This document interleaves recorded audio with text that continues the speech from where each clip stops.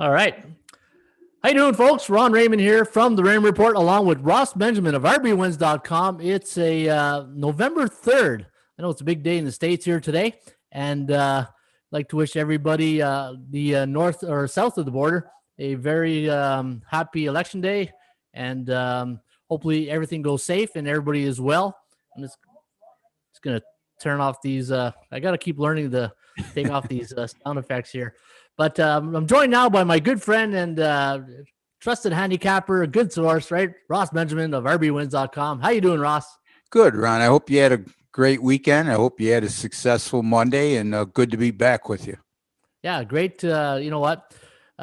If you recall on Friday, we had a good laugh, or I did anyways, because Rusty made a guest appearance, and here's what happened to Mrs. Raymond's shoe last Friday. So if anybody was wondering why I lost my composure a bit, when you got a Labrador looking at you in the office and he's holding your wife's shoe, it's funny, but it's not funny, right? No, I'm sure she didn't find it very funny. No, you know what? It took her an hour to calm down, but then it's funny though. She went grocery shopping and then she stopped at the dollar store and she picked up some new dog toys for Rusty.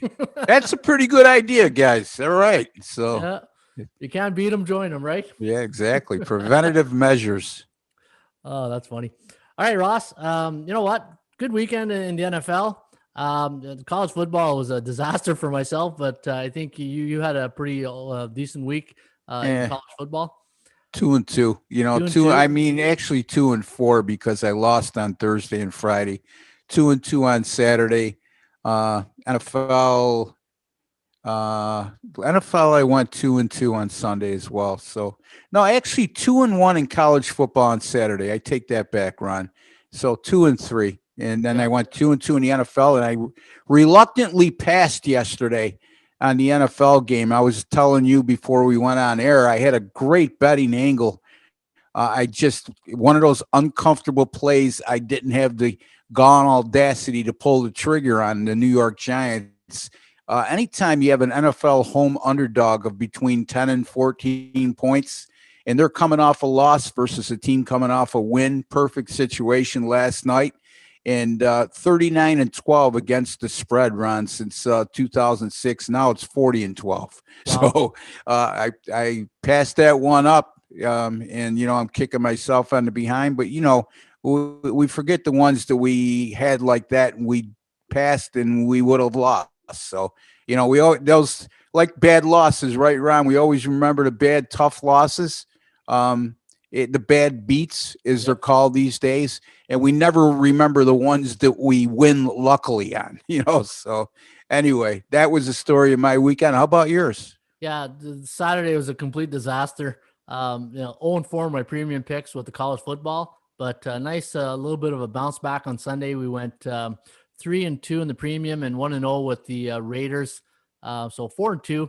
Last night we gave out the under in that game. Unfortunately, it lost at the last minute.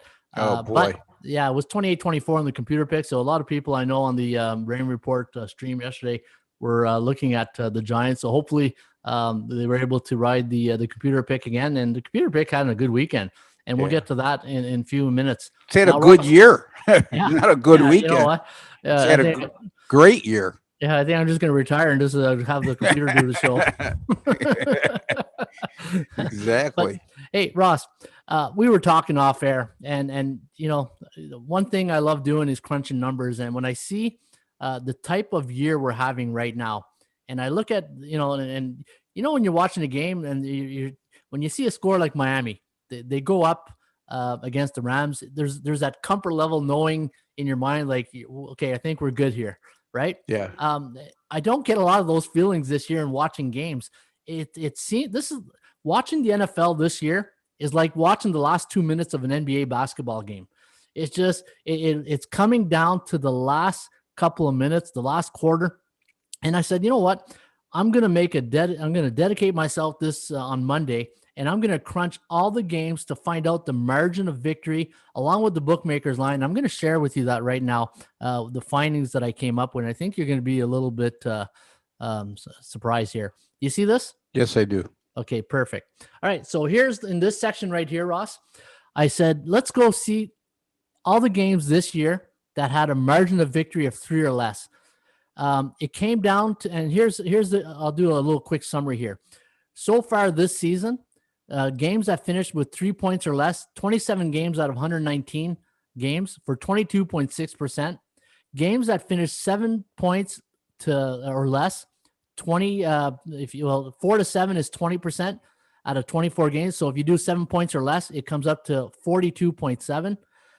10 points or less, 62.8% of the games that finish 10 points or less. And then when you do 14 points or less, it comes down to 72%, and only 26.8% of the games are, I consider blowouts of 15 points or more. So pretty, when you look at parity in the NFL, and this is why, and the reason I'm doing this is because anybody who thinks it's easy to win in the NFL picking winners, you're again, this is where I go back to the Raymond Report, Ross, where the percentage play is so important in my view. Value and the percentage play to me are one of the two most important things. Now look at this. Games that finish 3 points or less. Home teams have won 17 of those games, road teams 10%. So 63% of the home teams are winning those games of 3 points or less. And the average line is minus 4.7, and the average total is 48. And the outcome, so this is the perception, and here's the reality. The reality is the total normally lands on average 52%, 52 on games that finish in a 3-point margin. So, when I'm doing my handicapping now, I'm going to start looking, okay, and you can't predict the final score, right? But the thing we do have is the perception side of things.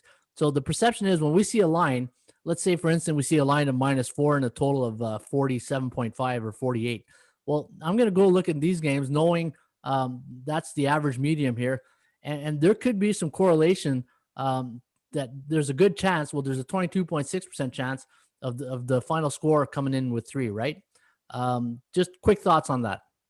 Yeah, I mean, and it just goes hand in hand with parity, like I just said. And you mentioned there's very few games you could take a deep breath. All you got to do, Ron, is look at the Detroit Lions, the Atlanta Falcons, and the Los Angeles Chargers, and see how many big leads they've blown this year, which ended up in that category that you're just describing, final margins of 10 or less. I mean, the Chargers last week, 24-3 lead in the second half against Denver, and they lose the game. So exactly. Yep. And it ended up a 3-point contest. And it goes hand in hand too, folks. When you're looking at NFL key numbers of 3, 6, and 7, you're seeing how many times I'd like to know how many of them games ended up exactly at 3, exactly at 6, exactly at 7. And it shows buying off that hook to the on a key number is a real asset to you when it comes to NFL gambling. And let's talk about that key number. I remember talking with Greg Dempson years ago, and when I was doing my database, we would talk about the key numbers: the 3, the 4, the 7, the 9, the 10. What else was there? 13, 14. Yeah. Right? You look at those final scores now. Scores that finish between 4 and 7. So like say 24-20, 27-20. Look at the total on those numbers. Now, 11 wins for the home team, 13 wins for the road team. But look at the total: 17-6-1 to the over when a game finishes of a margin of victory of 4-7. Now, okay, this year, Ron? This year. Yeah. Okay. That's pretty solid. Yeah. But the thing is, how do you predict a game is going to finish 4-7? Right? Yeah, that's the hard part of the equation, So, but here's the thing, and I always talk about where's the indicators. Here's an indicator: when a line is -5 and the total is 47 on average. Because when I look at all these games that finish on 4 and 7, look at the average line here. And I took the road team, like the favorites and the underdogs, so you don't see any minus. I just took if it was a -5.5 or +5.5. Yeah. So 5.5. So this key numbers, right? 5.5, 8, 3, 3, 7. And you can see right here, the average line is 5 and the average total is 47. So I'm going to play with these numbers a bit more. And if I see these numbers landing on this here, and it's hard to predict if the score is going to finish on this, but 17-6 when the total lands on the final score lands on the 4 and 7. Now looking at these numbers, nothing really earth shattering right here. Looking at here, 8 and 5, 9 and 4 to the home teams of margin of victories. Let me see. And I also did 6 and 10. Okay, yeah. So here's the other one: blowouts. Anytime we have a blowout of 20, let me see here, 21 points to 32 points. So basically over 20 points. The under 5 and 11 to the under, and the average line is 5.8 and 49.9. Now, again, I think this exercise gears more towards finding value in totals, because what I'm seeing is the home teams in blowouts are winning 10 of the 16 games. Yeah. And I like to see the line and then play with the database. Again, you gotta predict the final margin for even to look at those totals. And if you're predicting a final margin of 21 or greater, I would say you should bet the point spread, because you know what I mean. Yeah. If you're winning by 21 points or more, you got a better shot of. I would say you're 100% on picking the point spread as compared to the total. Absolutely. So those are interesting numbers. And I don't want to be the devil's advocate, but I'm going to have to be. You still have to predict the final margin of victory. So, but the reason why I'm doing this, Ross, is knowing your market. Yeah. I always talk about the current market conditions. Now let's look at it from the other side of the counter, the bookmaker side. Same thing. I did all the scores. And now what I did is I did on the total on the line. So when the line is pick'em to -3, there's been 38 games in that range this year. 32% of the games this year that the bookmaker lays out has a pick'em to -3, and the average win margin is 9. So let's take a look at this here. The average line of pick'em to 3. The average total when it's 0 to 3, pick 'em to 3, is 49.1. Here's an interesting stat. 63% of the road teams are winning those games. Wow. Yeah, that's interesting. That is interesting, right? So there was a method to my madness here.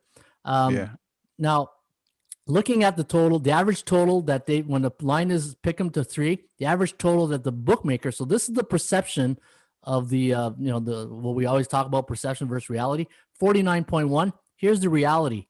The average score ends on 51. So a 2-point difference to the over. But look at this. Talk about the bookmaker being bang on, 19-19 to the over under. But this is interesting, Ross. Any teams that's a pick 'em to 9, the margin of victory is on average is 9. Pick 'em to 3. I mean, yes. Yeah, the average is 9. If I could just add this in, because I just did a study this week for one of my colleagues who insists that teasers are good plays. NFL since 1980, anytime you have a favorite of 6.5 or less in the NFL, and they win the game straight up, they cover 81% of the time anyway. So my point being is, if you think you're getting a big value by buying down a 6-point teaser from 6.5 to less in the NFL on a favorite, guess what? If the game, you need to win the game to cover it as a teaser, and that's the objectivity behind that move for people to buy it down from 6.5 or less and get on a 6-point teaser.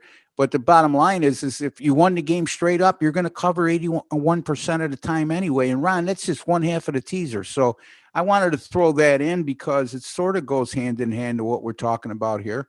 You know, so stay away from teasers. I'm not a big teaser guy, because once you start getting in teasers, then it's and knowing how I am, then I become obsessed, and then I got to go find angles to beat teasers, right? And it's tough enough to beat. But here's another interesting stat, Ross. Of 119 games, you can see right here that 82 of those 119 games, so basically 69% of the games that the bookmakers have put out, the line is between a pick'em and a -6.5. Yeah. And the Yeah. average margin of victory is 10 when you put these when you average this out. Looking at this here, when the total when the line is 3.5 to 6.5, 20, and the average total is 49, and the reality that the outcome of the games land on 51 on average. So again, a 2-point difference to the over, 26, 17, and 1 to the over. So if you see a line that's 3.5 minus or plus, and the total is about 49 on average, this season so far, the over has cashed in 26, 17, and 1, and the margin of victory is 11. Yeah, and it's hard to compare it to any other year because of the high totals we're seeing this year too. Yeah. So I mean, somebody might say, okay, that's this year. What's the bigger sample size? Well, it's hard to compare what Ron's saying right now when it comes to totals to a bigger sample size, because the average totals this year are probably 5 to 6 points what they would be going back to 1980, for example, if not more, right, Ron? So these numbers this year, especially when it comes to totals, take on a whole added significance. Yeah. One thing that's interesting is this: a pick'em to -3 or +3, road teams 63%, 3.5, 3.5 to 6.5, home teams 59%. So a little bit of a difference in win percentage when it comes to the number that the bookmaker's posting. Perception versus reality, like we always talk about, right? Yeah. And now here, a line of 7 to 9.5. The average total is 48, and the average line outcome again 51. And maybe this is why we saw so many overs come in the first few weeks. And I was talking to a buddy of mine this morning about the totals and what's going on. How come there's so many high scoring games? And we boiled it down to, in this COVID era, I don't think anybody is hitting during the week in practice. Well, and again, they didn't have any preseason game. I said that 4 weeks ago. Your buddy didn't discover the wheel. I mean, in all due respect, I mean, there was no preseason games. And from the get-go, I've been saying right along, the fundamental tackling is lacking, Ron. I mean, all you got to do is look at the New England and Buffalo game this past week. New England's tackling and Buffalo's tackling was absolutely horrible. Then you combine the fact that teams go on the road now and they're not having to deal with crowd noise. So they're able to easily change the line, play at the line of scrimmage, where sometimes that becomes a communication barrier. And they do away with audibles. So there's a couple different reasons why. And those are two specific reasons, in my opinion, that are the most attributing to the high scoring games. Yeah, I would love to see if there's any site out there that has stats on missed tackles. Yeah. I would love to see what team is leading the league in missed tackles, because I guarantee you that the over is probably. There's a lot of analytics sites out there that probably would, I would almost say certainly would give you those types of statistics. So one I think is Pro Football Forecast. There's a lot of them out there. All you got to do is look up NFL analytical sites, Ron. Yeah. I'm sure you could access that information. So here's my last finding here, Ross. Teams that are -10 or +10 to +19.5 on the total. I mean, the side, like the Chiefs were against the Jets this year. There's only been 10 games of -10 or higher this year, believe it or not. The average total of those games are 48.3. 6-4 for the home teams. But look at this. This is the only one that has the total lower than the forecast of the perception of 41 points compared to 48 on the total. And the under is hitting 70% this year on totals that are on sides that are -10. So that's why one reason why I went with the under last night within that Jets game. And it was looking Giants game. It was looking good till that Golden Tate caught that last touchdown. Yeah. And the average margin of victory of 10 or more is 15. So a lot of numbers. Like I said, I spent all day yesterday combing through these and finding interesting stuff, Ron. Good job. No, it's good information. And folks, I will post this in another video on our YouTube channel, and it'll be up and I'll try to put it on our website today as well. All right, Ross. One more thing in reference to totals. Remember, we talked about this early in the year. totals of 50 or more have been more prevalent than ever. I mean, there's never been this many totals of 50 or greater. I did a study earlier in the year. The totals of 50 or more in games in the NFL average about 13 times a year, or 13 occurrences a year. We're well beyond 50 or 60 times now, and we're only through 8 weeks of the season, Ron. So it goes hand in hand to what the totals have been.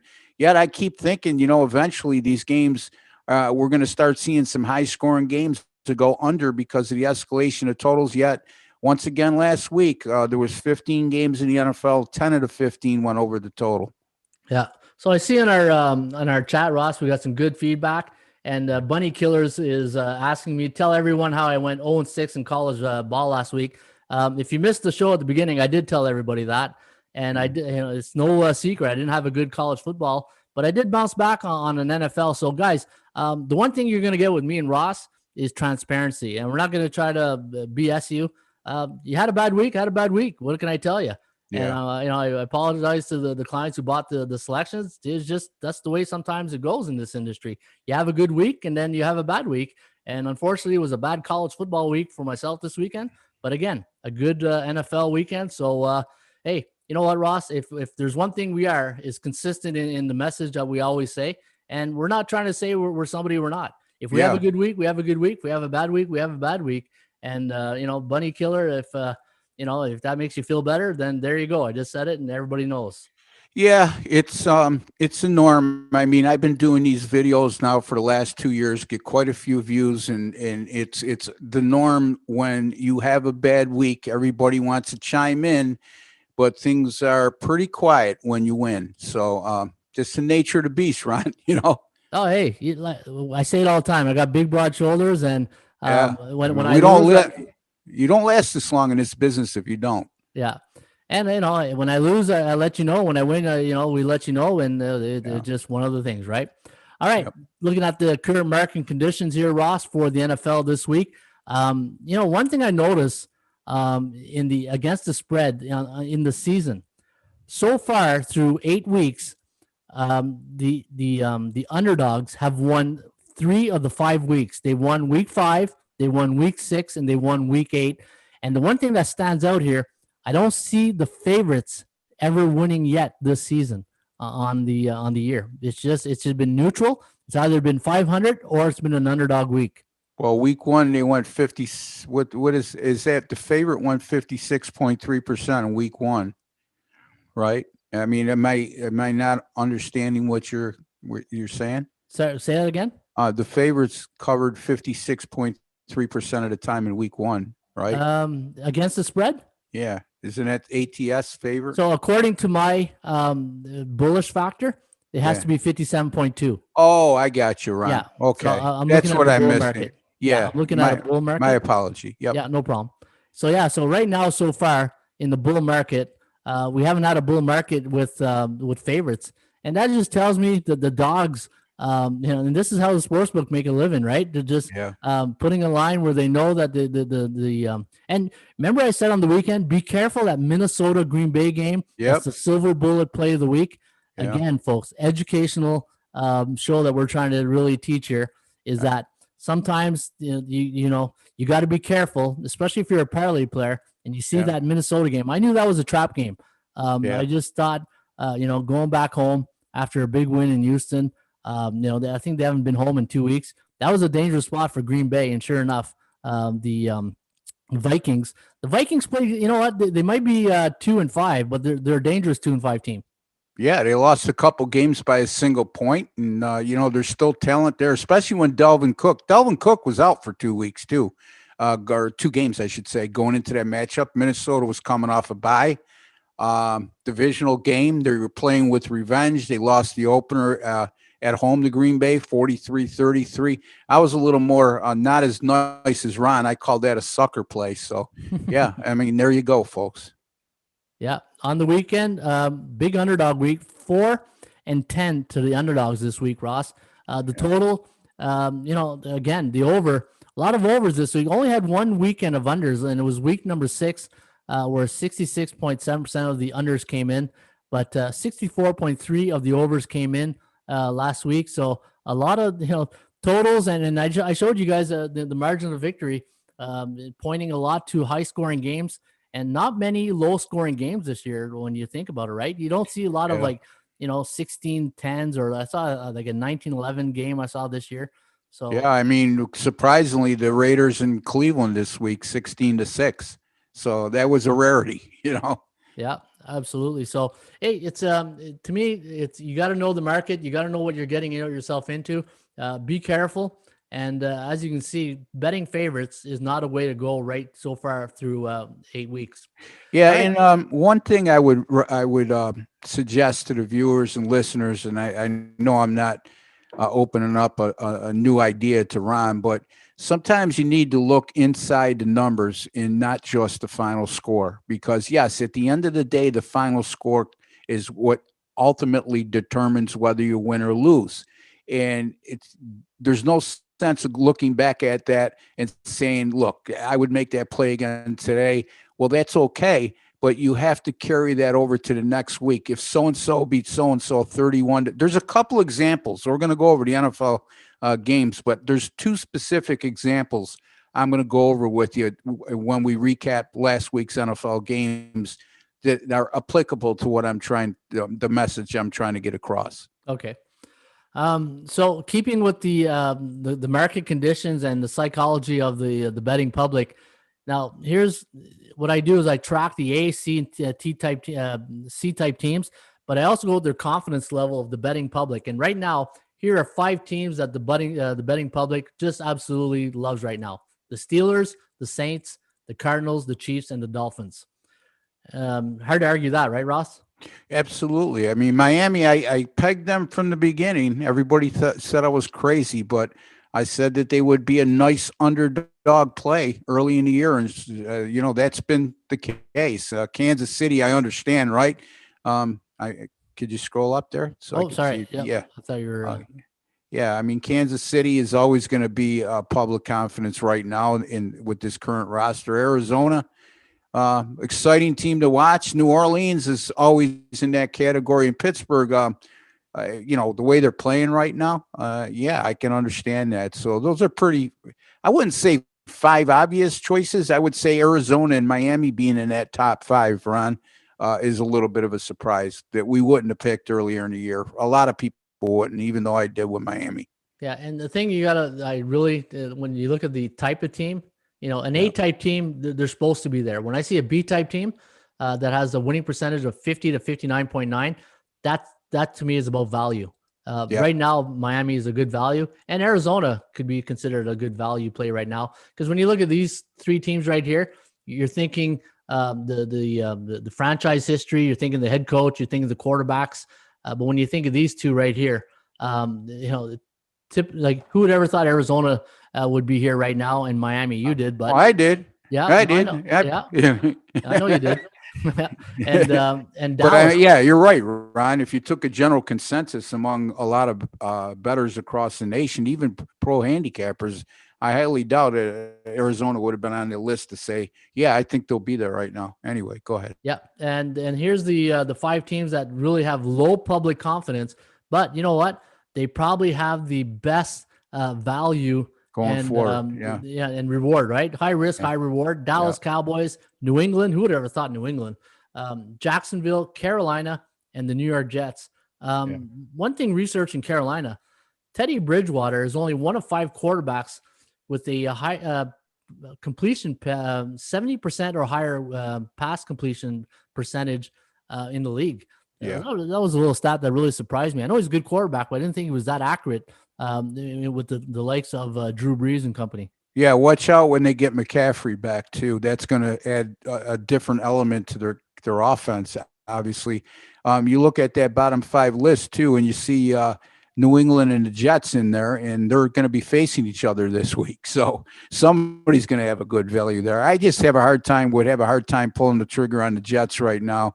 The way their offense has been so anemic, but yet it's not like New England's wowing anybody on offense. And the surprising team in that whole thing is the Dallas Cowboys, who are typically a heavily bet team, right, Ron? And I think you're going to see some people say have had enough with the Cowboys at this point, right? So again, last week Ben DiNucci at quarterback. They'll be going back to Andy Dalton very soon as his health is okay. So yeah, some interesting observations on that list. Yeah, and this is where again the value, and the bookmakers know this, right? And that's where they will look at those numbers, and those are numbers you got to be careful that they want you. Actually, they don't want you betting these guys, you know. Yeah. Well, but the contrarians do. And then here's the yellow teams are the medium neutral teams where you're pretty on a psychological level. You're on the same playing field with the bookmakers. Yeah. All right. Another thing, Ross, the law of average. So basically what this does is it looks at a team that lost against the spread versus a team that won against the spread last week. And if you see the little stars here beside the team names, that's the number of point spread that they lost in a row. Now, as good as Buffalo is, they're a bit like New Orleans right now. They're winning, but they're not covering the spread. In 4 straight games, they haven't covered a spread, even though they've won their last game against the Patriots. But here, Buffalo is a law of average selection this week. Baltimore, again, Indy covered, so Baltimore didn't, but they've lost the spread now in 2 straight games. Detroit, a law of average selection. Carolina, coming off that loss against Atlanta, they're a law of average pick this week. And Jacksonville, they've lost 5 straight right now. I think they're the most in the league when it comes to losing. Tennessee, coming off an 2 ATS losses, where Chicago coming off an ATS win. Bit of a gift, but we'll take it, right? Yeah. The Raiders, coming off an ATS win in Cleveland. The Chargers, a meltdown again. Man, if they can just play 3 quarters, I think they'd be okay. And then we got the Jets coming off an ATS loss, and New England coming off an ATS win. So these are these are teams that people might want to consider this week when they're looking for indicators to start the domino, right? Yeah, absolutely. Yeah, the Jets have lost the most games in a row in the NFL at 8, and Jacksonville is next best at next worst, I should say, at 5. So yeah, I love this law average thing, and if you pay attention to it, folks, there's nothing that's a no-brainer that works all the time. But this law of averages theory, if you follow it on Ron's site, you're going to find out that it wins more times than it loses. Absolutely. All right. Before we get to the games, Ross, again, the computer pick on the year, having a good forecast. Man, if you're in a straight up pool and you're using these picks, hopefully you're leading because you're, 79%, 69.3% against the spread, and the total. That's incredible. That's incredible. I mean, look at those numbers, folks. The computer doesn't lie. 68-30-2 against the spread. That's incredible. Look at the over and under forecast, 71-29. It's absolutely phenomenal numbers that you would think are unsustainable, but still they continue to hit at that rate. Yeah, no, it's been solid. All right, let's take a look at some of the games this past week, Ross. You got Atlanta that played Carolina. The Panthers, again, I said it last week, they're horrible on Thursday Night Football. And Atlanta, you got to give them credit. They're battling, but maybe a little bit too late, right? Yeah. Again, they finished strong last year. Look, Atlanta's offense is a playoff caliber offense. The problem has been their defense, and it's sort of improved over the last couple of weeks. Carolina reeling right now, Ron. I believe that's 4 losses in a row, if I'm not mistaken. So again, they get Christian McCaffrey back. It'll be a whole different offense. But the bottom line is they'll have an uphill climb. They're not going to catch New Orleans or Tampa Bay at the top of the division, and they're certainly going to be hard pressed to even get in contention for a wild card spot. But again, the expectations weren't that high going in anyway. They're a fun team to watch. Let's put it that way. And anytime you watch the Falcons, it's going to be an entertaining game because they're going to put up a lot of points, and most times than not, they're going to give up a lot of points, even though they went under last week. Yeah. They lost their last 3. I just checked. 3. Okay. Yeah. Minnesota to Green Bay. Again, this to me was the trap game of the week. 28-22 win over the Packers. Looking at the Packers, I think the last 2 games they were on the road. I think so. Houston and can't remember the other one. But yeah, 28-22. Again, Minnesota. We talked about last week. They're competitive in most games, and they got Dalvin Cook played a really good game this Sunday, and they got the victory at the Lambeau. Yeah, I said from the beginning of the year I thought Green Bay was overrated. I had them go under 9.5 wins because I couldn't understand how a team won 13 games a season ago, had a regular season win total of 9.5. Having said that, they got off to a surprising start, but as Ron has brought up on several occasions through the course of us discussing the NFL, Green Bay has taken advantage of a pretty soft schedule, and they did not take an opportunity to increase their win percentage or better their win percentage with a loss against a 1-5 Vikings team. Yeah. Steelers taking on Baltimore. Now Baltimore again, it's you got to win those big games if you're Lamar Jackson, right? Yeah. Those are the things that if you do, when you lose these big marquee matchup games, that's the first thing people are going to say, because the great ones win the big games, and it doesn't have to be a Super Bowl, doesn't have to be a playoff game, but when you play division rivals, and especially at home, you got to win those home games because now Pittsburgh. Man, they can afford to lose 1 or 2 games, but because they're gonna have the Ravens back at home pretty soon, and Big Ben just looking pretty good since the injury. Yeah, and this is one of the examples that I had mentioned earlier, Ron, where you got to look beyond the final score. Okay, Pittsburgh won, Pittsburgh covered, that's the bottom line. But at the end of the day, just don't look at this final score. Baltimore outgained them in that game, 457 to 221.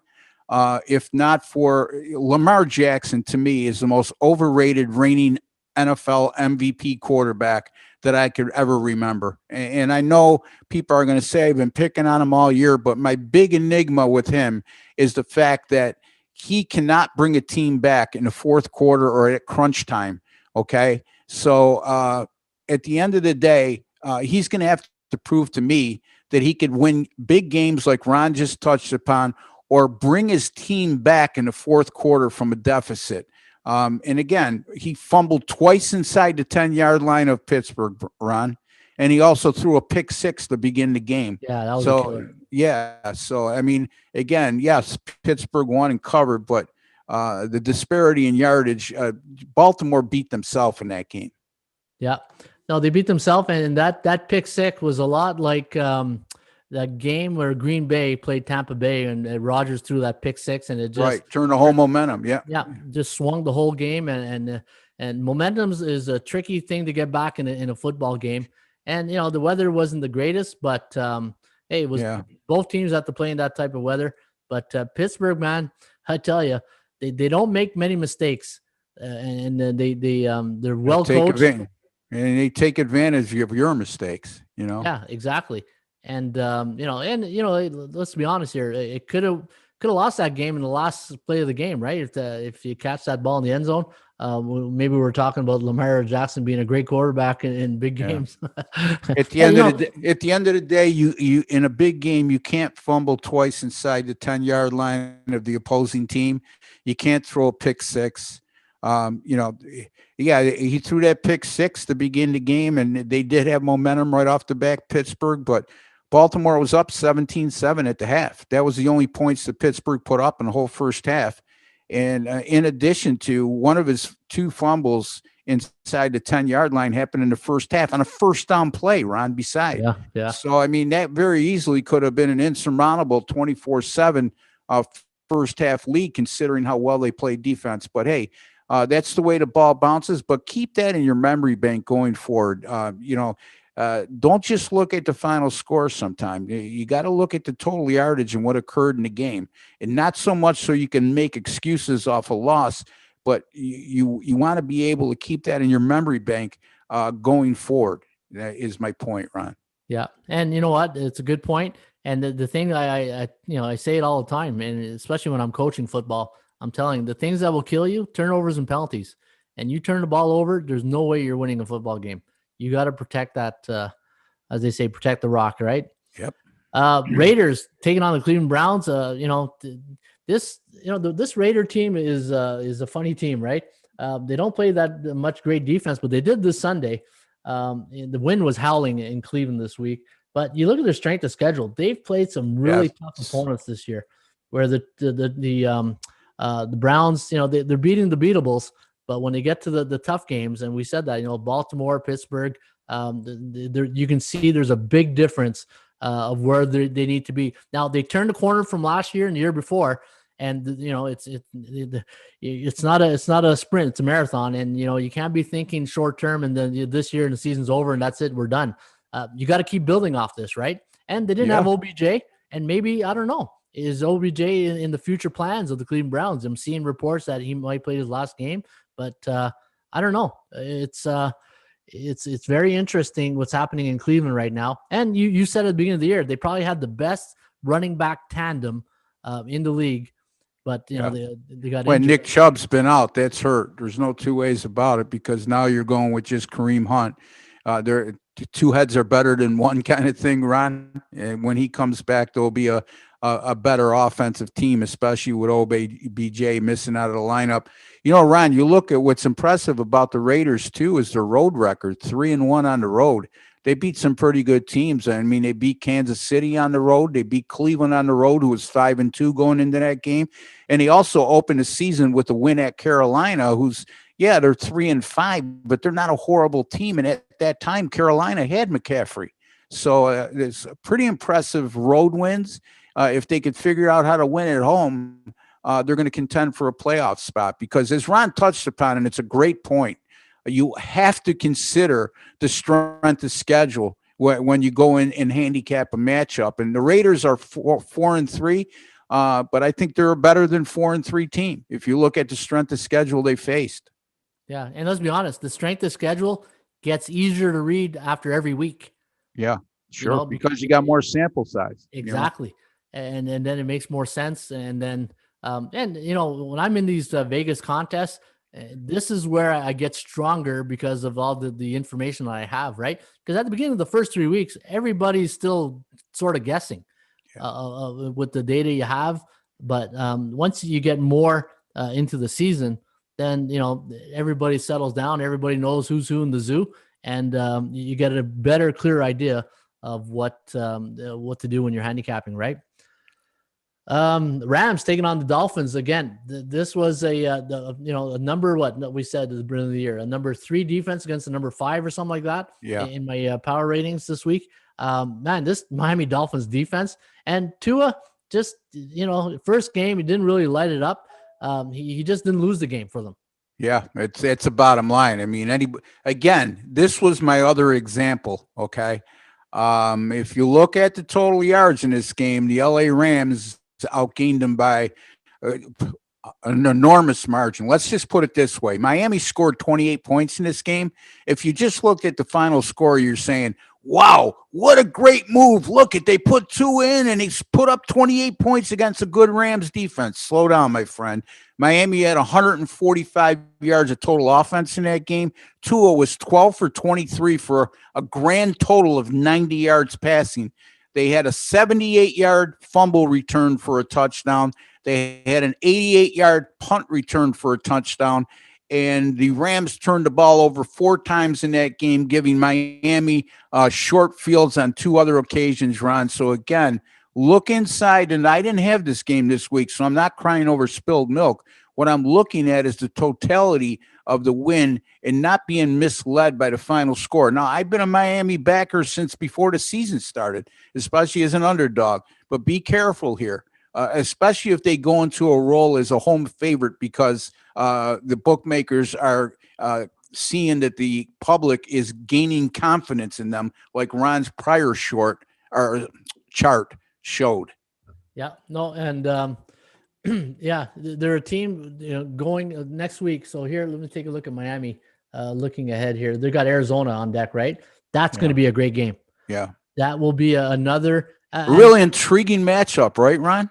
Oh yeah, and and you said it many times on these shows that Brian Flores, the head coach of the Miami Dolphins, one of the underrated coaches in the NFL right now that does not get enough respect when it comes to airtime top, maybe coach of the year type. Yeah, And yeah. hey, I mean, I've been saying for 2 weeks, watch out for the Miami Dolphins. They might be the AFC East team to watch. That the sleeper team in the AFC East that wins the division. yeah. Well, I mean, we're going to get to the Buffalo game next, but I'm not going to go that far just yet. Okay, Yeah. but there's certainly not a pushover as a lot of people thought they would be early in the year. And to go to Ron's point on Brian Flores, all you have to look at is last year when they started out 0-7, Ron, and they were losing by like an enormous average of over 3 touchdowns per game, and the team did not quit on them. Okay, a lot of teams would have mailed it in. We're seeing a little bit of that with the Jets right now. They're not responding to Adam Gase. They responded to Brian Flores. They won 5 of their last 9 games, and here they are off to a 4-3 start this year. And that's after losing their opening game against New England. So, and they lost to Buffalo at home by 3. So this team could very easily be 5-2 or 6-1 right now. That's what I'm saying. Watch out for the Dolphins. Yeah. This is a dangerous team. New England taking on the Buffalo Bills. One thing I noticed last night doing some research, and you said it last week when we talked about Diggs. Right now, he's leading, I think, in the second leading leader in receptions in the league. Receptions and yards gained. Yeah, 695. DeAndre Hopkins, a quiet 704 yards. Yeah. When you think of DK Metcalf, that's the first guy that came to my mind leading the league. But look at this. Hopkins, Diggs, Anderson, Metcalf, and Ridley.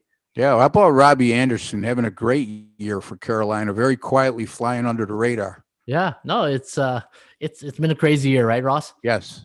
Buffalo Bills now this week. Let me see here.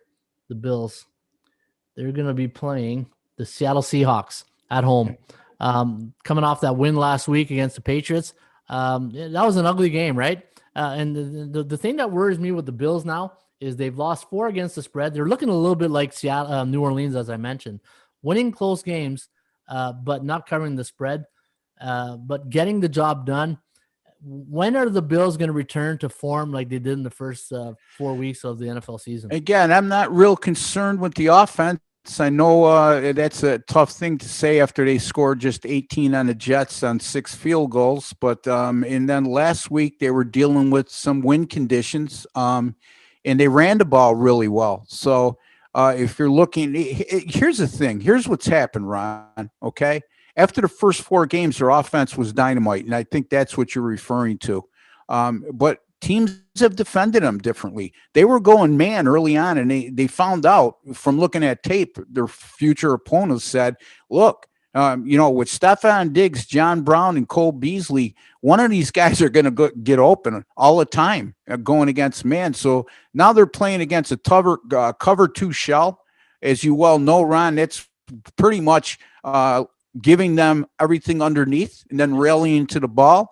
And and Josh Allen has impressed me with the fact that he hasn't got greedy and he's taken what the defense gives them. Now, the game against the Jets, they failed in the red zone for numerous reasons. One, Josh Allen fumbled inside the 21 time. A couple other drives were inside the 20 were set back because of major penalties. So, and then last week they put up 24 against New England. They had 198 yards rushing. Their 2 running backs went over 80 yards rushing. So that's encouraging. What really concerns me, Ron, is their defense. Yep. You're looking at, they had some changes on the defensive line, but the back 7 is pretty much intact what they had for the last 3 years when they were a top 10 defense. And other than the 2 games against the Jets, they haven't shown me anything right now. And when New England runs the ball for close to 200 yards against them last week, now they're going to be facing a dynamic Seattle offense. I can't envision how they're going to stop them. They're going to have to win this game. And if they win this game, they're going to have to score probably 34 or more to win the game this week against Seattle. So my big concern with Buffalo, their offense will be fine. It's their defense. I think, and another thing too, Ron, is I think their defensive tackles are undersized. I mean, when you look at a guy like Ed Oliver, I mean, he's only 287 pounds, Ron. Oh, wow. Correct me if I'm wrong, but that's pretty undersized for a defensive tackle. Yeah, And tackle. He'd be more of an end. yeah, yeah, and Ron, being a football coach, knows this. Your defensive tackles, you don't look at the stat sheet and say, you know what, he only had 3 tackles. You look at how they hold up at the line of scrimmage, right, Ron? They're taking on double team blocks. They're holding the point of attack and letting their linebackers roam free. And they're also preventing offensive linemen from getting to the second level. And the Bills have failed miserably in that respect in all their games except the Jets this year. Yep. And you mentioned at the beginning of the year, the linebacker core, depleted, right? Yeah. Milano and Edmonds, are they, how are they now? Are they healthy? Are they? Yeah, I mean, Edmonds went out of the game again last week, banged up, but came back in. He hasn't been playing 100% healthy all year. Milano's been on a pitch count, and for the life of me, I don't know what they see in AJ Klein. He just seems he misses tackles left and right. He gets beat in pass coverage all the time, Ron. Okay, you brought the guy in to play special teams. Let him play special teams. Find somebody else more athletic and more a sure tackler at that position. All right, let's move on here. I feel like we're on WGR in New York. Yeah, well, I mean, it gives me an opportunity to give my rant without being interrupted by every other know-it-all Bills Mafia guy. Hey, how do I know WGR, right? Yep. Indianapolis taking on the Lions. Now, Indy was my 5-star best bet, a winner this weekend, Ross. You know what? I love the fact that Indy, 2 things, great off a bye, and number 2, Detroit playing their last 2 games on the road. I knew this was a great spot for the Colts. Now going this week, the Colts are going to be in tough against Baltimore. But, Detroit, listening to the announcer, I think it was James Lofton talking. Once Galloway got out of that game, and that running game was non-existent. Galladay, yeah, I know. Yeah, Galladay. Man, they just did not have the deep threat, and the Buffalo, the Indianapolis knew that, and they just, they suckered into the low game and then just rallied to the point of attack, right? But hey, good win for Indy. The people who had it on our website, I know they're very happy. And hey, it's Detroit, still a good season. Considering that we were pretty hard on Matt Patricia at the beginning of the year in our reviews, but they've been having a pretty good year. Yeah, I mean, again, Detroit's one of those teams that's winning on the road and can't win at home, right? 3-1 on the road, 0-3 at home. And my guys weren't happy because I had Detroit, and that was just one of those games that you say, hey, I lost. Would I make that same pick today? No. Okay. Because obviously, they're coming off 2 straight road wins going into that game. You thought they had momentum. Indianapolis was coming off a bye, which Ron said they're very good off a bye. But, you got to win at home if you want to be considered a playoff contender in the NFC. Yeah. No, it's and again, I said at the beginning of the show when we started off with the margin of victory, right? It's a tough year, man. Like, what did I say? 62% of games that finish 10 points or less. And you watch games now, you look at the third, fourth quarter. Like I said, you can go out, have a pizza and a beer and come back and it still won't be decided until the last minute. Yeah. It's just crazy. And a lot of big blown leads, like I alluded to earlier, Yes, specifically with the 3 teams I named. Speaking of blown leads, or teams that are just struggling right now, Tennessee, they're tough to figure out right now. And the Bengals, man, I don't know why I keep going against the Bengals. Maybe it's history, but I've been against them the last 2-3 weeks, and all they did is burn me. I had the Titans this week, but the Cincinnati kid, all he does is he doesn't win. Doesn't win a lot of games, but he covers a lot of games. But he got the win this weekend against Tennessee. A good defense, and they were able to contain Derrick Henry and that offense to 20 points. So a good win for the Bengals. Now, where do the Titans go from here? Yeah, I mean, and this was one of the prouder moments I had on Sunday as I took the Bengals, and I said the week before, watch out for Cincinnati because they put up yards. It's not Joe Burrow's fault they're 2-5-1. Actually, it's not the offense's fault they're 2-5-1. It's been their defense that's been let them down. If you look at Cincinnati, they had 1 bad game. That was against Baltimore. They were in every other game, whether it be a win, tie, or a loss. In Cincinnati right now, you got to look at them as a valuable dog, especially if you're getting a touchdown or more, like we got last week. They moved the ball on everybody. And Tennessee, again, I'm going to give them a pass here, Ron, because they're coming off that Pittsburgh game. But by the same token, pretty close to what I'm seeing with the Bills. You look at their defensive numbers, they're giving up over 400 yards per game, Ron. You know what I mean? And going into last week's game, they had given up, I think, somewhere around 401 yards per game and 25 points per contest. But they've survived because they forced 12 turnovers. Sooner or later, you can't depend on turnovers all the time to bail yourself out. You're going to have to stop people. And right now, they're not doing, especially against the pass, they're not very good. So just something to keep an eye on going forward. You know, one of the things every time I start coaching a football season, I tell the other coaches, the offensive coaches, make sure you got your 6 to 10 plays going into the game, that your best plays, because you should be able to beat a football team with 6 to 10 plays, and you do it consistent in the reps and practice. But when you're right, when you're depending on turnovers, special teams, lucky penalties going your way, at the end of the day, to make the playoffs, you're going to play other good teams, and you got to beat them with fundamental football, and you got to beat them with your 6 top plays. That's my philosophy in football, Ross. And I think Tennessee, Tannehill, I know he's getting a lot of credit for, changing his game the last couple of years, and maybe Tennessee fits his style of play.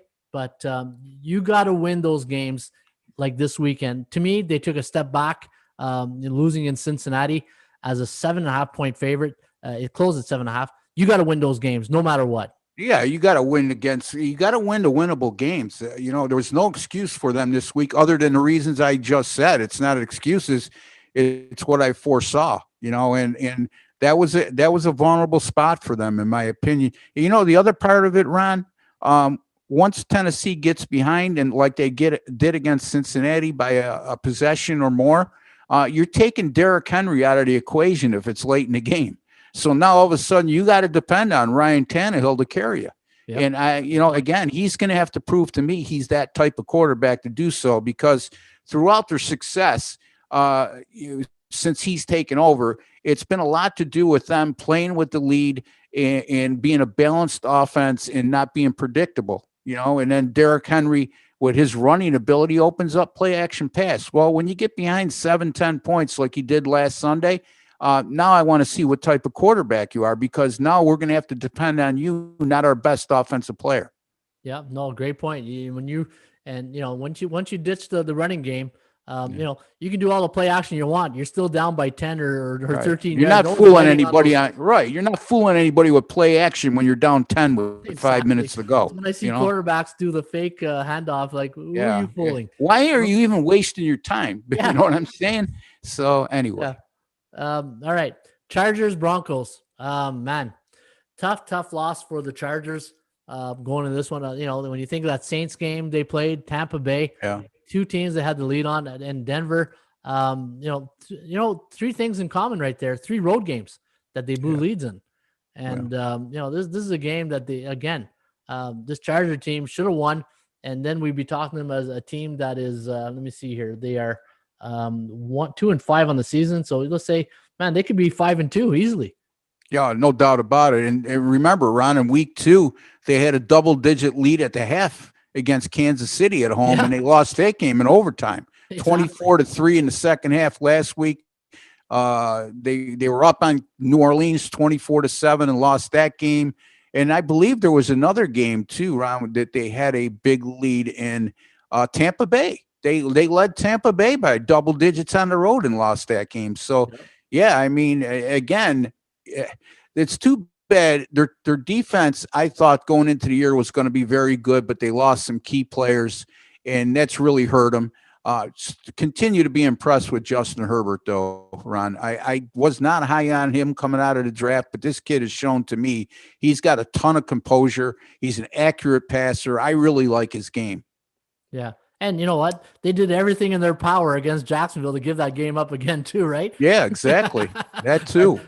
But Herbert was not having any of that day. And Denver, for a team that won on field goals in New England, and then last week against was it the Chiefs?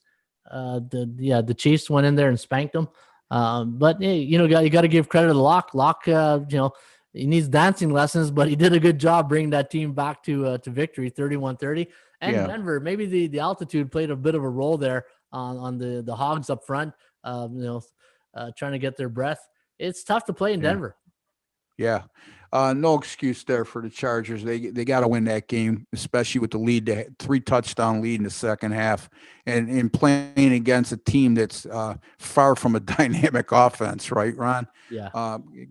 But you got to give the head coach credit for Denver. I mean, he's takes some lumps in his first 2 years there, but he keeps this team competitive, and their defense isn't that bad. But again, that's a game the Chargers got to win. You're absolutely correct, Ron. Yep. Saints and Bears, another winner here, Ross. We had the, like I said, didn't have a good college football, but NFL, we had a good weekend.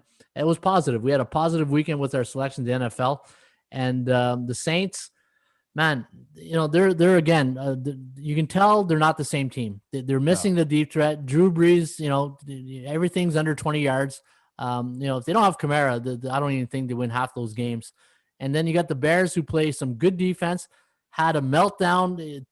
Listening to Troy Aikman on the weekend was one of the funniest. Yeah, he was crucifying him. Oh, but he was just absolutely letting them have it. And, I love Troy Aikman because me too. So blunt and honest that it was developing their eyes. Like, obviously I was on the Bears when I watched this game, and I'm like, what are they doing? They're just giving up this game. And then when I saw Mims sucker punch, and I'm saying, okay, Nagy just lost control of this team. And you know what, Ross? And I said it to you at the beginning of the year, head coaches should not be play callers. And you can see Nagy does not look at the game. He's always have his head into the playbook, into the chart of his calling card. You got to be a CEO, like you said, Ron. Yeah, he's got to give that up. Yeah, and I get it. You know what? I love calling plays in coaching football. I just know he loves drawing the game plan, the schematics of it. But he's got, if he wants to last long, like Jerry Glanville would say, NFL not for long. Yeah. If you want to stay in this league, give up the OC and just concentrate on just leading the ship. Otherwise, you're going to be an OC pretty soon. You know what I mean? Like Garrett. You'll be another Garrett. Well, and here's the other thing. I lost my train of thought here. But the bottom line is the Bears, their running game wasn't that bad against New Orleans, and that had struggled an awful lot. But again, Nick Foles, not a lot of time to throw, very limited depth at wide receiver, even though Allen Robinson was back in the lineup. The other kid caught a long pass for him. What I wanted to say, excuse me, since I lost my train of thought, showing my age. You look at Bill O'Brien from Houston. Okay. Not only was he the head coach, he was calling the offensive plays and the general manager at the same time, making all personnel decisions. Come on, you can't do that these days. No. The days of Vince Lombardi doing that in the 60s, it's a whole different game now, Ron. You just can't. You gotta delegate. I'm sorry, I don't care. Right? You got to delegate once in a while. Overrule a play call, overrule a defensive scheme, but you for the most part delegate to the people and trust in their ability to do the job. You hired them.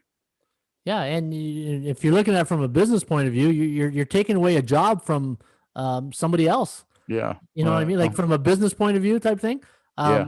Just let someone else do it. Like, okay, Andy Reid, and I know he's got Bieniemy doing it too, but Andy Reid's got Patrick Mahomes. You know what I mean? Yeah. Like, Brian had Deshaun Watson. Like, you can do it if you got like a Tom Brady, a Mahomes. Hell, me and you can do that. I mean, you can call plays. But when you got Nick Foles, come on, man. Like, let's go. If you look at Andy Reid, I'm sorry, Ron, to interrupt you. Did you want to finish your thought? Oh, that's good. I'm done. Yeah. So Andy Reid, if you look at what him and Eric Bieniemy do, it's different, okay? Because they collectively game plan, the offensive game plan together, okay? And then Bieniemy knows what Reid wants. So Bieniemy's calling the plays on the field, and Andy Reid's got that play chart in front of him, because he's listening to the calls seeing what's being called, seeing the protections, and then if he doesn't like something, he could interject in the process. But that's a whole different entity, you know. At the same time, during the week, Andy Reid is going from one room to the other, defensive room, defensive line room, the tight end room, the whole 9 yards. He's acting as a CEO. I'm not sure Adam Gase is doing that. No. I think it's all week long. His total focus is on an offensive game plan. Okay, you guys take care of the defense. To be quite frank with you, the Chicago defensive coordinator and the defensive staff's doing a hell of a job because that's a good defense. Yeah. So it's him that's lacking right now. Yeah, and I know from being on the sidelines, I can just imagine the Bears defense when they're coming off the field, just looking at the offensive guy saying, "Get your together." Yeah, you know what I mean? Like start getting some point, because you can't have a bend don't break type of defense always going out there and just holding the fort until the offense gets their act together. Because eventually guys like Khalil Mack, Trevathan, all those guys are going to start being vocal onto the offense, and it won't be a fun atmosphere to be in. No, then it creates a terrible culture, right? You got a split locker room, and I've been a proponent of the change to Nick Foles. I said from the beginning he should be the quarterback, but Troy Aikman made a good point. It's like, okay, Foles' numbers aren't much better than what Trubisky was, okay, in terms of passing, and you got an offensive line right now that's having a hard time protecting the quarterback. Having a hard time of consistently establishing a run game, even though they ran much better last Sunday. So why not have Trubisky in there? Because he's a more mobile quarterback, and at least on occasion, he could keep plays alive. He could scramble for first downs to keep the chains moving. And that's not Nick Foles' strong suit. And the other thing I don't like about Nick Foles right now, it's starting to remind me a little bit of Jay Cutler, Ron. It's his, aside from everything else, it's his body language. He always looks defeated. Yeah. You know what I mean? he looks like he gives up on plays, and he gets sacked. He's not pissed. He's like, okay, well, I told you they can't. Yeah, you don't want to play poker with him. You got to stop calling these plays that are take a long time to develop downfield, because these guys aren't going to give me enough time. It's that body language that bothers me too, Ron. Yeah, to me he's the Frank Wright of football right now, of quarterbacks. A great backup. Just once you get to give him the starting job, he made a lot of money with filling in for Carson Wentz and taking Philadelphia to a Super Bowl. And he played admirably. You know what I mean? He played great, actually. And then the other year he took over, he got him into the second round of the playoffs. So, I mean, other than that, he doesn't have a resume of a full season. Well, he does. He had the 1 year in Philly where he threw for 27 touchdowns and 2 interceptions. But other than that, in those fine moments in the playoffs, I just don't see why this guy was as highly sought after and paid so well. Look at Jacksonville, what they paid for him last year. In 1 year, right, Ron? Yeah. And he got beat out by Gardner Minshew, a 6th round draft choice out of Washington State. So come on. I mean, I agree with Aikman. I think that I'm going to have to say I'm wrong here. I thought Foles would be the answer, but in the condition the Chicago Bears offensive line is in, you need a more mobile quarterback right now, because you're not going to have a consistent running game. You need a guy who's going to keep plays alive and on occasion take off on third down and be able to steal a first down and keep the chains moving, Ron. All right. I think we beat this to death, eh? Hey, it was good taking Seattle. Like, man, talk about a team that goes from the penthouse to the, I don't even know if they make the 7th floor right now. Man, San Francisco is not getting any breaks this year. Now they don't have Kittle. Kittle is always injured. He's one of those. He's a porcelain player to me. He's just one of those guys you can depend on. Jimmy Graham, the same thing. And going back to Chicago just real quickly, I don't think Jimmy Graham wants to play football. I looked at him and his face, and he's just anyway. I just had to get that out there. San Fran, Seattle, destroyed them this week. 37-27. That score is not even close. Seattle again, if they can start playing defense, they might be a team that comes out of the NFC. Easier said than done. I mean, they continue to give up a lot of yards, albeit they gave up over 300 yards passing again last week. You get a backup quarterback that comes in for San Francisco and throws for 230 yards in less than half. Garoppolo out for the year now, Ron. Kittle out for the year. They're banged up all over the place. Tevin Coleman did come back last week, but their other two top running backs are on the injury list. So very tough go. They do have very good quality depth, but at some point, that quality depth will only keep you going so long when the players you are relieving or taking over for are out for the year, right, Ron? I mean, quality depth is good for giving somebody a break. Quality depth is for, on occasion, if you lose the key player, you don't lose much when they go in. But when you start losing multiple players in key positions like the 49ers have, quality depth will only carry you for so long. Yeah, if this was baseball, they'd be like the Toledo Mud Hens right now. You know what I mean? Yeah. Yeah. So you can't keep losing players and trying to compete at a high level. And now they got a tough one with Green Bay coming in here. So it doesn't get easier for the. They're like 1-3 at home, if I'm not mistaken, the 49ers. So, and 3-1 on the road. If it's so again, we'll talk about that later in the week, but that San Fran Green Bay game seems a little bit interesting to me. I almost could see San Fran stepping up to the plate like they did against the Rams on that Sunday night game at home, but we'll see. Yeah. Dallas taking on the Eagles this week. You know what? Got to give the young guy, DiNucci, some credit. He's thrown to the wolves right there. Third string quarterback. He had no clue he'd be seeing action this year. He went in there, and it was a pretty good game plan for about 3 quarters for Dallas Cowboys. But the Eagles defensively, I thought, played much better than the Cowboys and got to win 23-9. Carson Wentz got to stop making mistakes and turnovers. But I was a little surprised that they didn't run more with Zeke and throw more screens, like quick game, right? It just and Ross, I always anytime I see a team in the red zone or say the green zone 10 yards or less, and you got a third string rookie quarterback from James Madison, you got to get that ball out of his hands within 2 steamboats or 2 Mississippis. One time he got sacked and fumbled. I think that's what you're referencing. Exactly. And I put that on the play caller. You got a rookie quarterback. Don't think he's Troy Aikman going to sit there and start going to his 3rd and 4th read. You get that ball out of his hands quick, and in a worst case scenario, kick your field goal. Yeah. You can't make mistakes inside the red zone, especially when you're an offense that's struggling. Look, if you don't think Dak Prescott was worth more than the franchise tag this year and worth the big money that they were talking about, all you have to do is look at the Dallas Cowboys offensive production since he's got injured.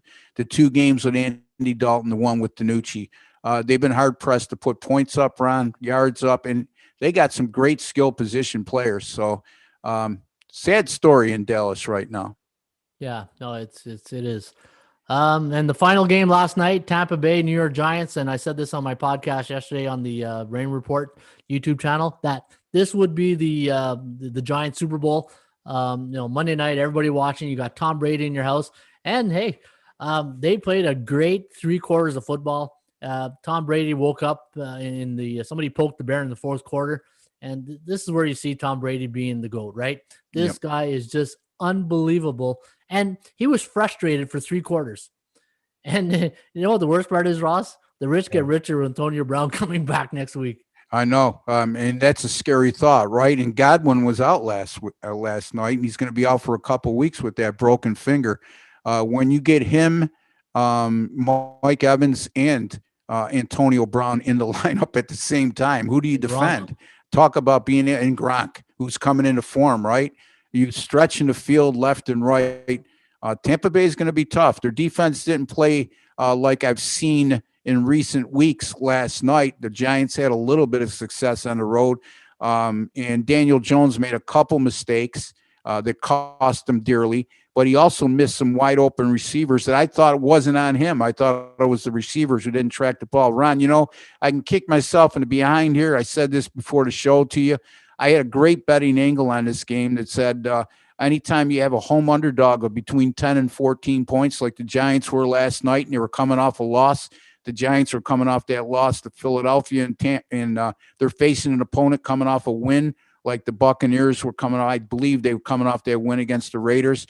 Yep. Those home underdogs of 10 to 14 points had gone 39, 12, and 1 against the spread since 1986. It's now 40 and 12 and 1 against the spread. Again, people, you talk about parity, Ron. I don't think a lot of people realize you don't get a lot of opportunities with home underdogs of 10 or more through the course of history in the NFL. You really have to take a second look at, throw the records out the window. You have to take a look at when those opportunities come up. More times than not, the home dog of 10 or more is covered in the NFL. So for whatever reason. And, Daniel Jones played, again, you said it best off air that he makes that one mistake a week in a game, but that's a rookie mistake, hopefully, that he corrects. Yeah. And I know that O-line was a bit banged up yesterday going in. And I think Tampa Bay's defense thought it was the Giants, the 1-6 Giants, a bit of a letdown. They thought it'd be a little bit of a breeze. And Domkin too, he was more dominant in the fourth quarter that I thought. Like the defensive line in the first half wasn't that destructive, I found, compared to other games. And I think it took them a half to realize, okay, man, we're in a game here, and then they kicked it into another gear. I was surprised how well the Giants were able to run the ball last night. I know they only had a little over 100 yards in the game, but they averaged over 4 yards a carry against a team that had been allowing, I think, 66 yards per game rushing and close to 3 yards per carry, which is really dominant on the defensive line. Ron, you got to give the coaching staff from the Giants credit. Joe Judge, I think, despite their 1-7 records, done a pretty admirable job. You look at their last 3 losses, Ron. I believe they lost by 3 to Dallas. They lost by 1 to Philadelphia. And then last night they lose by 2. So their last 3 losses have come by a combined 6 points.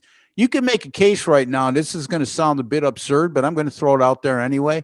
You can make a case right now, despite the standings, that Washington and the Giants might be playing the best football in the NFC East. You know what I mean? Yeah.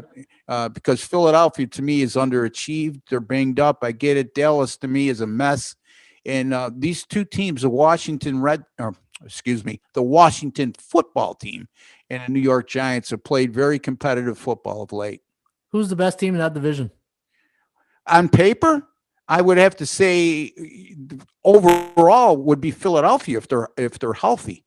The best offense in the division is unequivocally the Cowboys if you have your starting quarterback. So again, I think Washington and the Giants are going under the radar as far as how well they played defensively because of past reputation. I think the Giants were 16th overall in total defense going into that game last night, Ron. Yeah. And again, I thought they held up pretty well with all considered. Sorry. That's okay. You make a great point. And the Giants, looking at and I said this yesterday too, they've had one bad game all year against the 49ers. 26-16 against the Steelers, 17-13 against the Bears, 17-9 against the Rams. Lose to 3 to the Cowboys, beat the Washington by 1, lose to the Eagles by 1, and then last night by 2. So take away that one game and they get a little luck, man, they could be a good football team. You got 4 losses there by 6 points or 4 points or less. So that's what I mean. And they might be even more competitive than Washington's been. So we'll see. It'd be interesting going forward. Somebody's got to win that division, Ron. It's going to be by default, right? But somebody's got to win that division. All right, Ross. Recap Tuesdays in the books. A lot of good information, and to me, it's so important to go back and look at the week that passed and learn from the mistakes and keep the strengthening your strengths and what you believe in.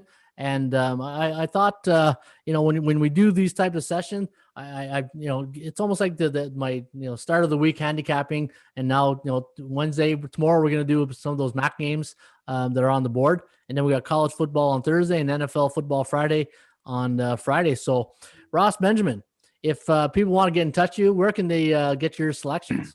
Well, they can get them at ATSStats.com. We're still not set up yet for the daily packages, but you could get my weekly and monthly packages. And I think from talking to Ron, the dailies aren't far off. I give you my guarantee on these weekly and dailies that if you don't make a profit at the end of your subscription or when your subscription expires, I will continue on with you until you do. If you want my daily selections, you can go Monday through Sunday at my website, rbwins.com.